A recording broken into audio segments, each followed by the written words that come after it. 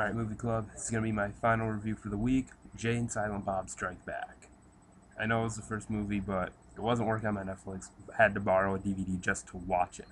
I'm lucky I can even review this movie. And all I can say, this movie is what I was expecting it to be.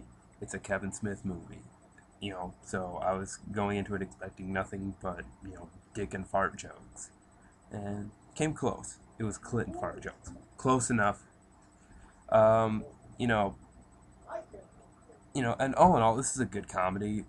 I like dick and fart jokes. I'm immature like that, but it does get tiring at times. Like one thing that kept annoying me was that there were so many fourth wall jokes in this movie. Like, where they make some sort of joke. It's like, oh man, who would ever go to see a Jay? Who would ever go and see a Jay and Silent Bob movie?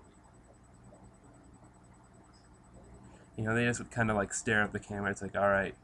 And if you do that once or twice, it's funny, but after a while, it just gets tiring.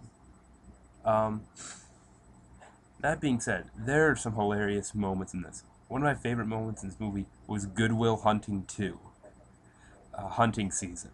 I mean, I would say I love when actors are able to make fun of themselves, and Matt Affleck and or, yeah, Ben Affleck, Matt Damon, just making fun of themselves and that like that. I just thought it was fucking hilarious. Like, no, wait, Code 1003 is, there's a dead hooker in Ben Affleck's trailer. Oh, that Ben Affleck. Uh, and another one of my favorite moments is when, like, Silent Bob just explodes at Jay for telling, the fucking sign said, critters in Hollywood. Um, and that's one of the things about those movies, because I haven't seen many Kevin Smith movies, which I felt was a problem, but I'll get to that in a minute.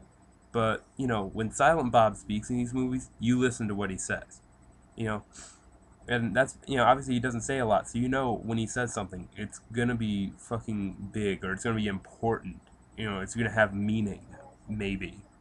Um, but, like I said, uh, I felt like there are parts of this movie I didn't get as much, and I know that's because the only other Kevin Smith movie I've seen is Clerks.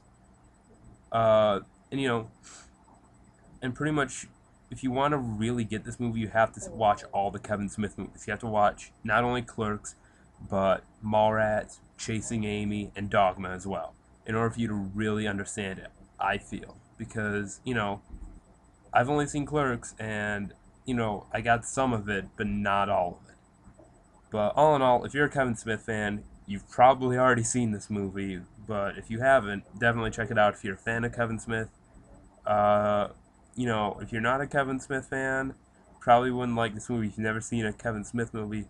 If you're big into dick and fart jokes, you should definitely check it out. It's a pretty funny comedy.